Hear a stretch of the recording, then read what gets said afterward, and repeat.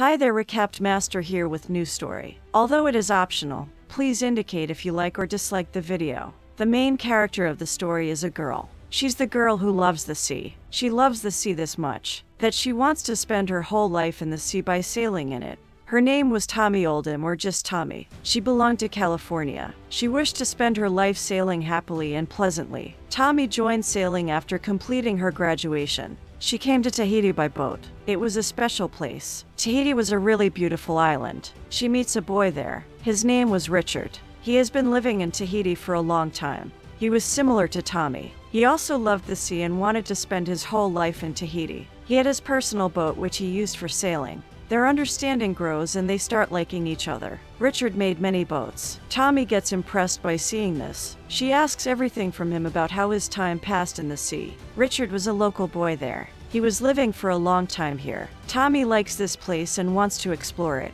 Richard explains to Tommy that things you're seeing aren't the same as reality. Nothing was like her thinking. As good as everything seems to her, it isn't. He tells her that nothing happens special here. The nights are cool and the days are hot, which is harmful to the skin. Sea is a single place where a man doesn't fall asleep.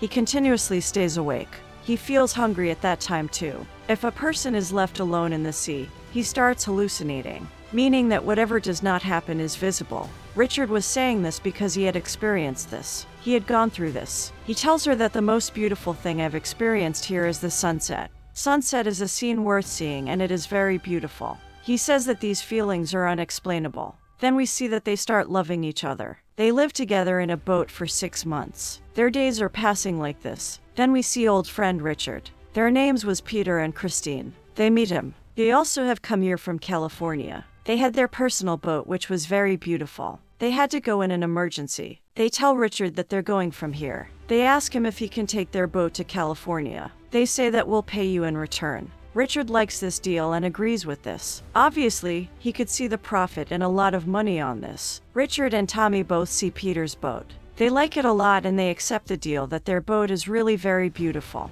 They buy the necessary items and get ready to go. They see which island we have to stop at. They begin their journey after thinking and deciding everything. Their journey is 4,000 miles long. 4,000 miles was a long way. Many days were required to complete their journey. Richard makes a big decision of marrying Tommy. He proposes to her for marriage. Tommy loves him too and accepts it. They are very happy, but their fate takes a turn. They feel a storm in the sea. Then they see a bird that came with a strong wind and has fallen on their boat.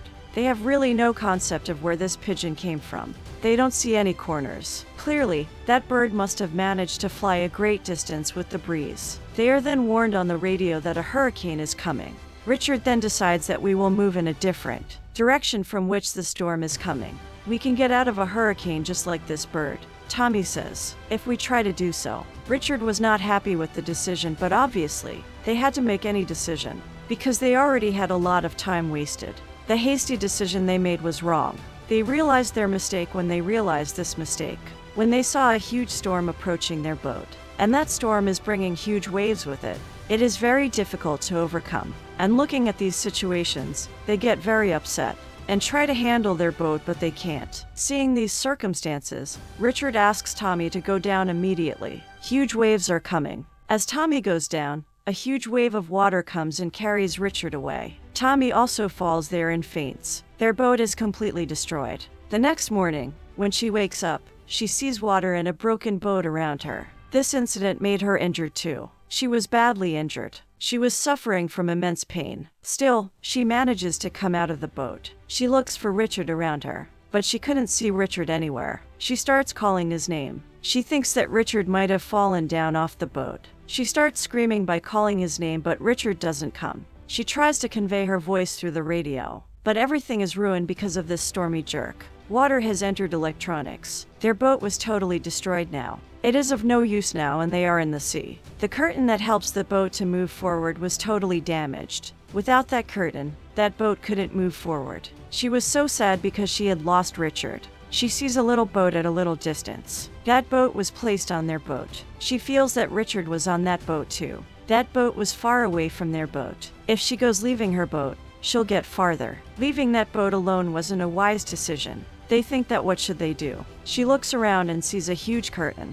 It was exactly like that curtain that helps the boat to move forward. She tries a lot to fix that. It was a very difficult task and a single person couldn't fix this. This work needed more people. But Tommy doesn't lose hope and she continuously tries. And at last, she succeeds to wave this curtain in the air. After it, she starts bringing that boat to that little boat. As her boat reaches the little boat, she immediately ties her with rope and jumps into the water. Then she reaches the little boat. She sees Richard there. He was injured and he scarcely survived. It was impossible for him to survive in this condition. Tommy comes back to that boat with the help of that rope and brings Richard with her too. She puts him on the boat and sees a deep wound on his leg. But the most dangerous thing was the breakage of his ribs. But still, he survived. This gave her the courage that she isn't alone now and Richard is with him. She is so hopeful. She bandages the injured feet. After this, she thinks of ways to escape from here. After this, we see that she carries water out of the boat through a pipe. She fixes the broken parts of the boat with tape.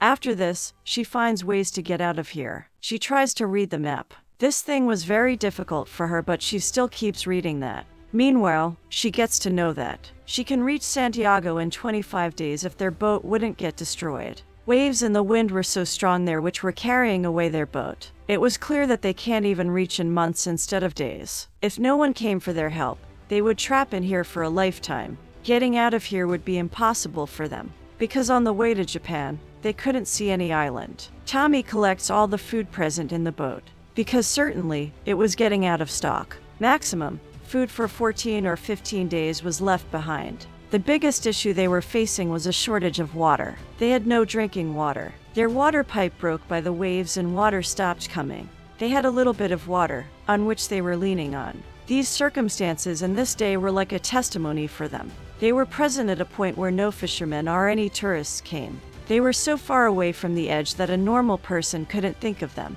They feel that they will never be able to escape.